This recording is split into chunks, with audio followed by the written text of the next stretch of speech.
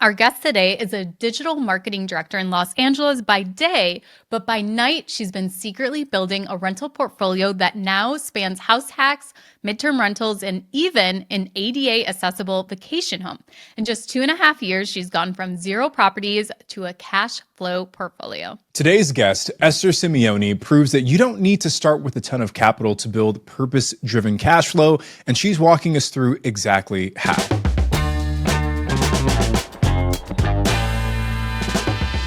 This is the Real Estate Rookie Podcast, and I'm Ashley Kerr. And I'm Tony J. Robinson. And with that, let's give a big warm welcome to Esther. Esther, thanks so much for joining us today. Thanks so much. I've been a long-time listener, so I'm really excited to be here. Now, Esther, you live in Los Angeles, which is one of the most expensive and competitive real estate markets across the country.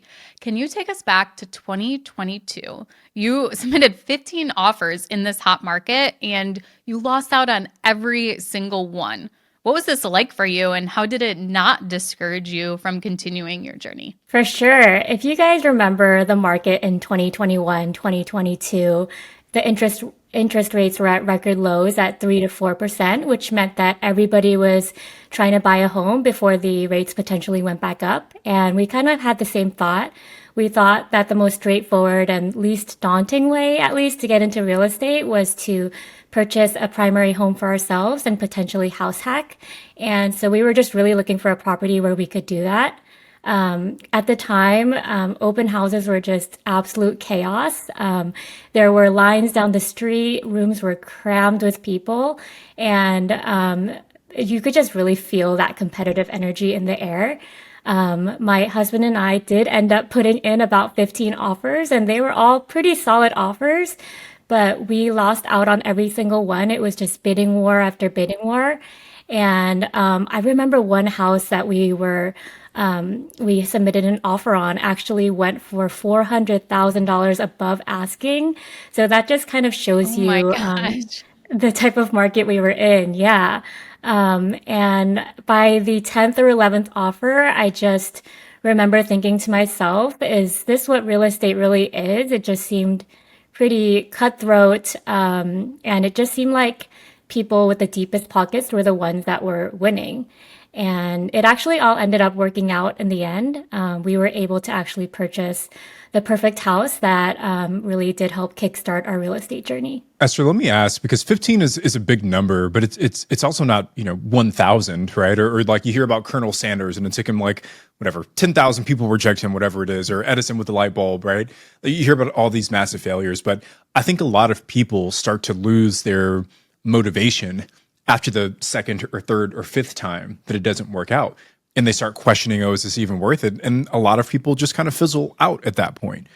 What was it about you or your mindset that allowed you to not give up after the fifth no, or the 10th no, or the 14th no, right? Because had you not gone through those, you wouldn't have gotten that first deal. So what was it that allowed you to keep pushing forward? Yeah, I knew that real estate would just be more of a long-term goal for us. So we thought, you know what, hey, if it takes, rates creeping back up for us to be able to purchase a home, as long as it's something that we can house hack in and it's something that will help kickstart our real estate journey, we were willing to be patient and prayerful and just waiting for that perfect property. Now, what ended up being that property? Can you break down that perfect property for us? For sure. We actually did end up purchasing a property, and we call it our SoCal cabin, and you'll learn exactly why. But basically, when we were house hunting, we were, 12, maybe 13 offers in. We were feeling a bit hopeless. But my husband one day sent me a random listing that looked like a Montana cabin in the middle of Los Angeles. There were giant logs on the ceiling. There was a huge antler chandelier, taxidermy on the walls. We really just laughed at the listing and just kind of forgot about it. And over the next couple months, we started getting notifications for this property saying that there were, price drop after price drop on this property, which was really unusual in that state of the market. But with these price drops, the property was now within our buy box. So we ended up going to the open house that Saturday. And as soon as we stepped on that property, we just fell in love. It was on a pretty big lot, and a lot of the stuff that made it cabin-like were truly just cosmetic. There were things that we could change out. And I think the most important part about this property was that there was a recreational room that was about 900 square feet that was above the detached garage. So this was basically a duplex. Well, you could make it into a duplex, but it wasn't listed as one. And none of the listing information stated that there was this amazing space above the garage. And when we walked into that recreational room, we just knew we could transform it into a livable space, make it amazing, and also rent it out. And don't get me wrong, the house was pretty hideous still, but I think this is exactly why other people dismissed it. And I didn't care that it was quirky. I just really cared that it made, it gave us a way to house hack in a market where that's very hard to do. And we made an offer that day, and it was accepted the next day.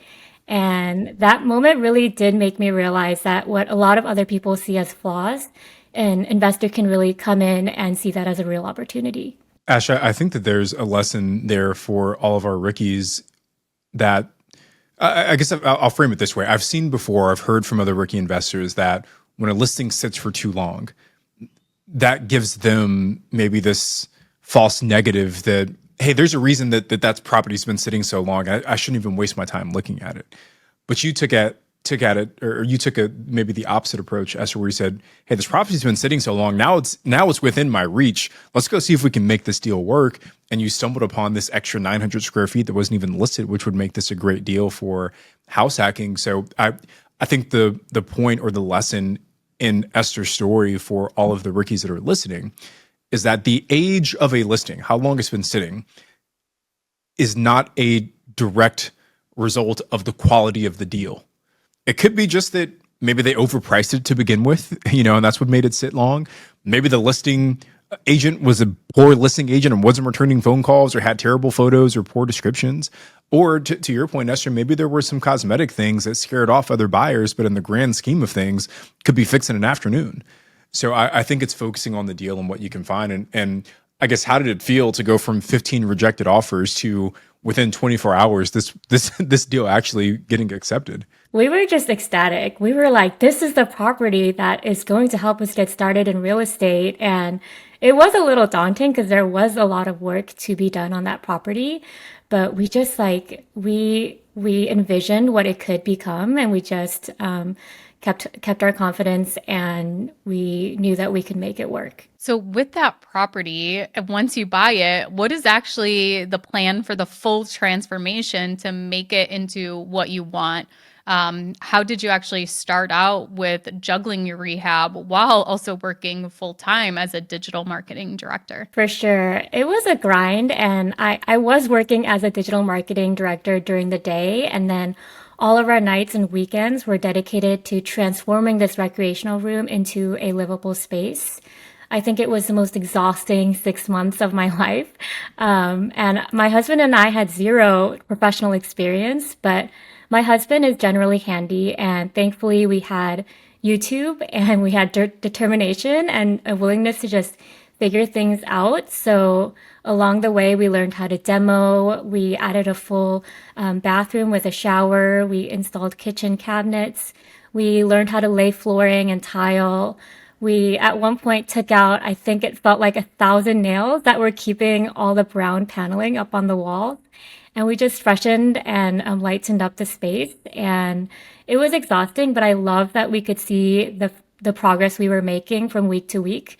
By the end, we had not only created a beautiful guest house, but we also proved to ourselves that we were capable of doing much more than we thought. Esther, let me ask. I want to know a little bit about the financing.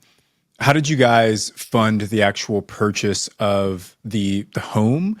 And then once you guys owned the property, how did you fund the renovations of the 900 square feet rec room? For sure. We went with a primary home loan, so it was just a 20% down standard loan. We had been saving for a while, just money from our W-2, as well as some other side hustles we were doing outside of that. The guest house that we did end up renovating now does cover about 60% of our entire mortgage payments. So in Los Wow. Angeles, yeah, in Los Angeles, that's pretty big because we're essentially paying less than we were now to live in a 1900 square foot home with a huge backyard.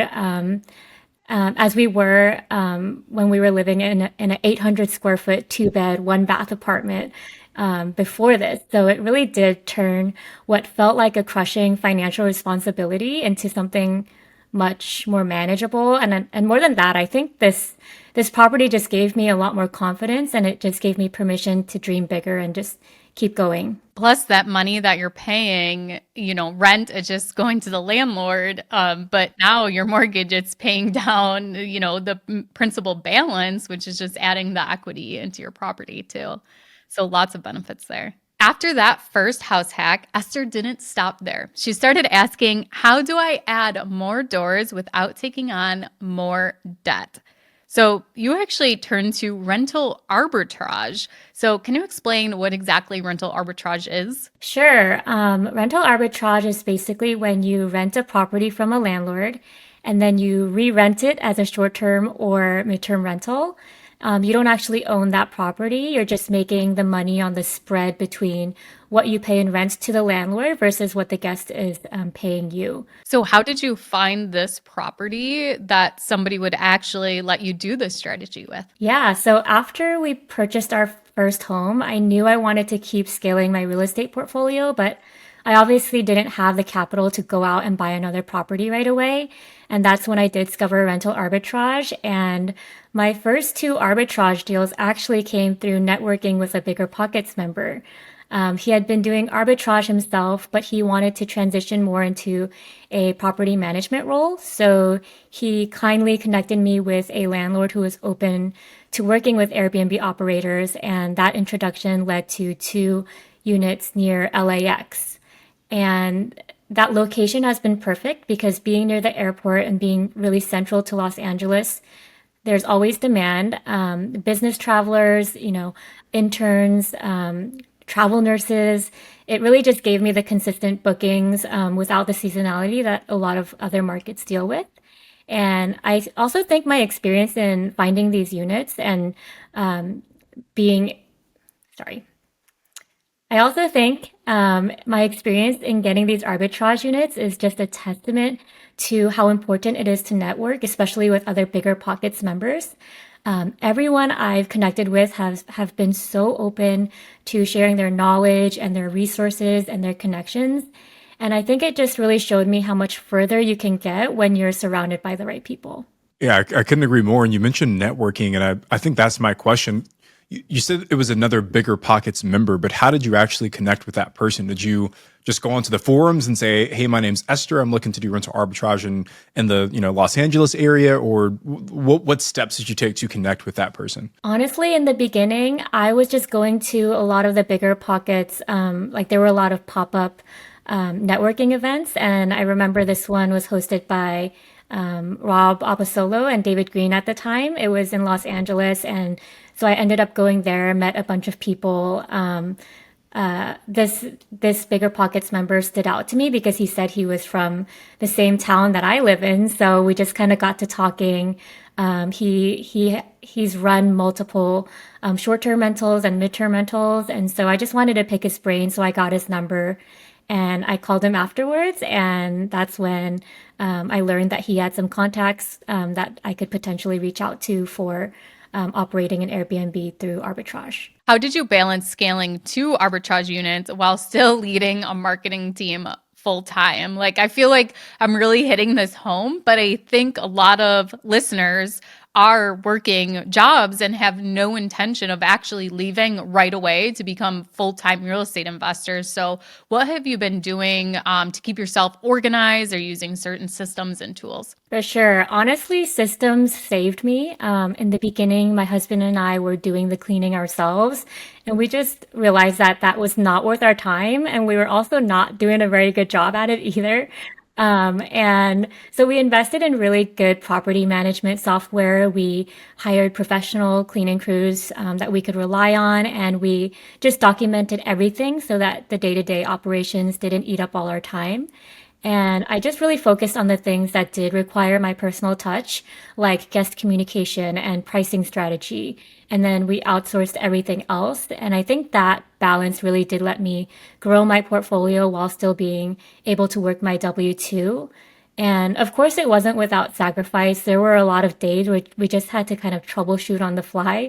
But I think the trade-off was definitely worth it because I knew I was building something for myself in the end. Esther, I'm in Southern California as well. What city were you in near LAX, and were there any issues with regulations in those markets? Yeah, so the city we're in is El Segundo, which is a tiny coastal town right near LAX. Yes, so we aren't able to do short-term rentals because that is against the El Segundo laws over there, but we do midterm rentals, which is 31 plus days of guests staying in our unit, and that's actually allowed. That's similar to all other long-term rentals. So that's how we got around being able to rent this on Airbnb and Vrbo and other properties. Got it. And what did those midterm rentals teach you about consistent cash flow compared to the short-term rentals or traditional house hacking? For sure. They taught me that consistency can be just as powerful as high nightly rates. With midterm rentals, I wasn't, chasing bookings every week. I had interns staying 3 months at a time, travel nurses on assignments and business professionals who were on extended projects. And so the occupancy rate has been hovering around 90 to 95%. And I think that kind of predictability gave me peace of mind. And it was a reminder that sometimes, boring cash flow is the best kind. And it's steady, it's reliable, and it just really freed up my mental energy so that I can think about the next deal. Esther, I know that this market, SoCal, is obviously one of the most expensive markets in the country. What is your rent on these units? And did you have any fear about the rent amount and signing like a 12-month lease to say, man, like, am I actually going to be able to cover this rent on a monthly basis? Yeah, it was very daunting, but I did start with smaller units. So they are studios. So they go for about $2,100 in rent per unit. And that was still a very big burden because when you have two, that's, $4,200 out of your pocket every month. If you don't find someone to live there, you have to basically fund that yourself. So it was extremely daunting at first, but I did my research and I just took a leap of faith, and they ended up doing really well. So I'm really, really happy about that. Here I am in Buffalo, New York, getting ready to rent a studio for $650 a month.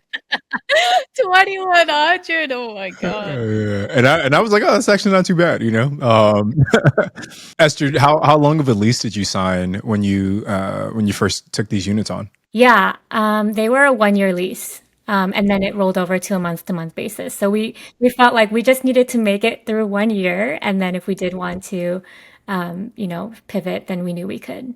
So at this point, you're really starting to see a path from employee to entrepreneur, especially after giving up the cleaning and outsourcing that. Did you still feel like change to your W-2 though? Did you feel like you couldn't shift out of that? Honestly, I wouldn't say I felt chained to my W-2, and in many ways I saw it as a vehicle to kind of help me achieve my real estate goals a lot faster. It provided the stability and the income that I could leverage. And I've always viewed real estate as a long-term strategy for building financial freedom. I knew it wouldn't be quick. And I've always, had an entrepreneurial spirit, scaling other e-commerce businesses, but this was the first time that I really treated real estate as a business and seeing myself as a true investor. And what I also love is just how the tax benefits from real estate complement my W-2 income. It makes me feel like both worlds are actually working together and not against each other, which has only motivated me to continue to scale. One last question for me on the midterm rentals, Esther. You mentioned you're at like 90% occupancy. Where are you sourcing most of these guests? Is it just through Airbnb and Vrbo? Are you doing Furnish Finder? Are you, reaching out to the businesses themselves? Like what strategies are you using to keep it filled? For sure. A good portion of them actually came through Facebook. I posted them on Facebook Marketplace, and I also posted in a lot of housing groups, even just like our local community groups, also going to community groups saying, hey, if anyone has family coming to town for a couple of months, like I have these units that are fully furnished, has a full kitchen, really central to that that coastal town. So that's how I found a lot of people outside of just the standard platforms of Airbnb, Vrbo, and Furnish Finder. I actually stayed at a midterm rental in El Segundo in college. Now I'm like, I don't know, 50 miles east of El Segundo, but that's like, I don't know, it's like almost a 3 hour drive home, during rush hour traffic. And I was interning in El Segundo, and I stayed at a midterm rental, and I was there for, I think 12 weeks during the summer. So I can only imagine all the different businesses that are down there. Like there's probably a pretty healthy demand of people in that specific market that are looking for midterm stays. So man, I never thought about midterm renting in El Segundo, but now I've got, another shiny object to maybe go chase right now. Cody, I have to laugh because recently I shared my college experience of living in a frat house over the Yeah. summer for 12 weeks. And here you are in a fully furnished midterm rental during Yeah. college. Slightly different life experience though, because I think Sean, my son, he was already like in preschool. So he was actually going to school in El Segundo during that summer. So yeah, I think the frat house wouldn't have worked as well. But all right, so Esther, we know that your next project took your skills in a slightly different direction, designing not just for aesthetics but for accessibility, which is something that I don't think we've talked about at all really on this show about accessible units for people that are traveling. So tell us about the Oceanside condo and why this project mattered so much to you and your family. Sure. This is actually the property that I'm most proud of. My father-in-law is a quadriplegic, which means he's paralyzed from the chest down, and he lives his life in a wheelchair. He recently bought a condo overlooking the harbor in Oceanside, California. And he came to my husband and I, and he asked us if we could help him make this a vacation rental, but one that he could use himself comfortably as a wheelchair user. So together, we renovated the condo to be fully ADA accessible. And the goal here wasn't just to create another rental space. It was to create, a place where people with disabilities could actually come and relax and enjoy their vacation without having to compromise on comfort. And for my father-in-law and for so many others out there, this really does matter. Oh, I am thinking of just my rentals, and like one is a ranch style, but there still is like that one little step up.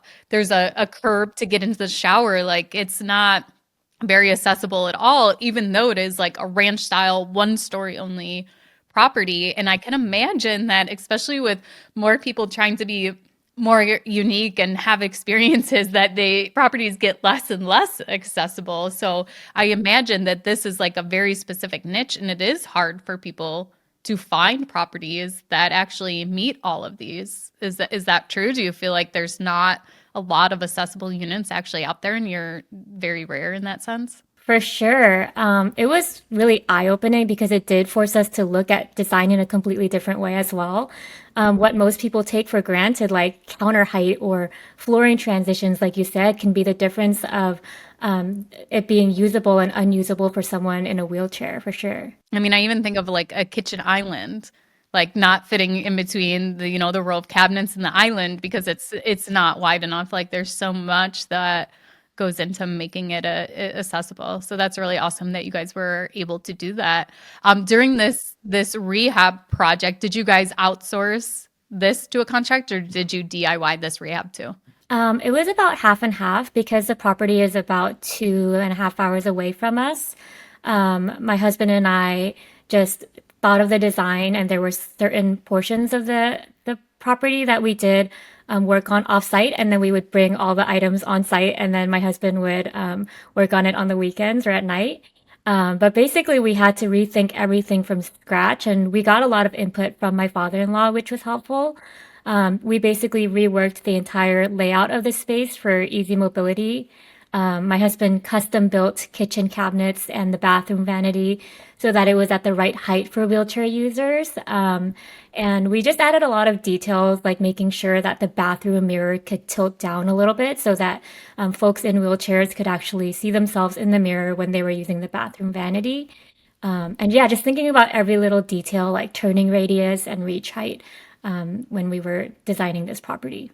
It's such an incredible project because I think that it solves two needs simultaneously. The first need that it solves is that there's an entire population of people who have very limited choices when they travel in terms of what's actually going to work for them. And you are solving that need in a very meaningful way. The second thing that it solves is just the financial component of, even though it's a niche product, you're probably going to do incredibly well because you're one of the only people that are solving this need. And it reminds me, Ashley, if you remember, we interviewed Devana and Reed, and they ran the sober living facilities.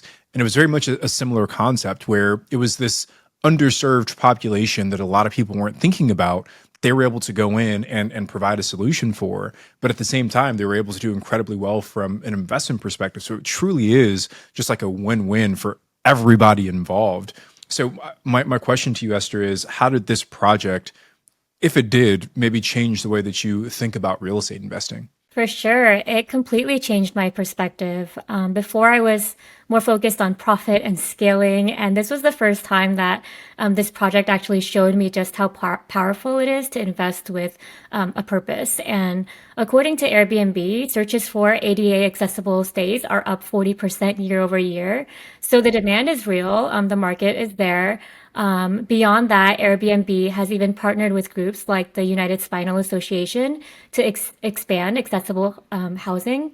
And it's just really deeply rewarding to know that we've created a space where people with mobility challenges can enjoy a beautiful vacation.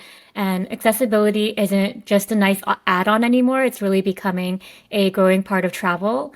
And it just made me think, I really do want my portfolio to reflect both profit and purpose. And I think creating spaces that are inclusive and can serve more people is just one way to do that. Now, Esther, if someone else was thinking of doing this to their property, what are some resources where they could actually find out about some of these different things, like, the tilting of the mirror and all of these little things? Are there different websites or organizations that can actually help you put together all of these pieces to make it accessible? The United Spinal Association has a Facebook group, and that's, my father-in-law is a part of that. And he shared this Airbnb listing, and people were saying, wow, this is incredible. Like, I'd love to stay here one day. It hits all the marks of, what a wheelchair user needs. I think ChatGPT also is a really good one now that you have that. And just thinking about, like, if you were just seated on a seat all day, like, where would you want the counter height to be? Like, where would you want to wheel under? Like, what are the flooring transitions needed for you to smoothly be able to even like get into a shower, right? So like a roll-in shower was a really big one.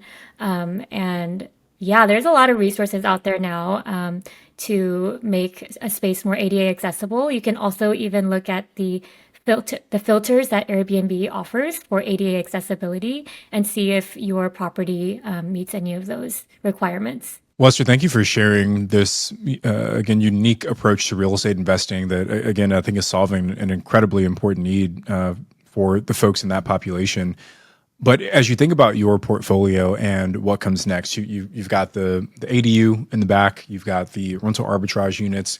What are you focused on next to continue scaling your own portfolio? For sure. I think I'm not ready to yet leave my W-2 because, as I stated earlier, I think I'm not in a rush to leave it because it does provide stability, and real estate is more of that alternate stream of income for now and that creative outlet. Some exciting news is that we are actually closing on a duplex tomorrow. Oh, congratulations. Thank you so much. In Long Beach, California. So because that's a duplex, one of the units will be a short-term rental and the other one will be a mid-term rental. With the World Cup and the Olympics also coming in the next couple of years, we're really excited to host, folks traveling for that as well. Yeah, and looking forward, I just love to continue designing, rentals that are inclusive, accessible, and comfortable. Esther, congratulations on the duplex. And I know we're wrapping here, but I'm just curious. Did you guys buy that deal by yourselves? Did you partner with someone else? What kind of financing did you guys use? Because I mean, a duplex in Long Beach, I would imagine, is somewhat expensive, right? Relatively speaking. So how did you take that deal down? Yeah, it was a standard 25% down investor loan. Again, we're pretty frugal with our money. We have other businesses outside of real estate where we really try to create multiple different streams of income outside of our W-2 as well, which has helped. And we're really just in that, financial freedom mindset, and nothing's going to stop us at this point. So yeah, we just took another leap of faith and bought the property. Love that. Well, congratulations, Esther. An amazing story. And I love the hustle. I love the spirit. I love the purpose that you have in your portfolio as well. And I'm sure that there are a lot of rookies listening that'll be inspired by what you share with us today. And Tony, I hope you're making plans to move out of your house when the World Cup and what was the other, the Absolutely. Olympics I come don't, I don't know if anyone will and make rent it out. if anyone wants to You, make the commute out there. Absolutely. I will be the gone the for those. Augusta rule, you can rent it out tax free for what, Yeah. 2 weeks a Yeah. year. Yeah. We will be gone, Yeah. All right. Well, Esther, thank you so much for joining us today. We really appreciate you taking the time to share your journey and your story. Where can people find you to reach out for more information? Yeah, I'm on Instagram as our SoCal Cabin. You can actually see a lot of our renovation videos there. So you can reach out there, and I'd love to connect with other people listening to this podcast. I'm Ashley and he's Tony, and we'll see you guys on the next episode of Real Estate Rookie.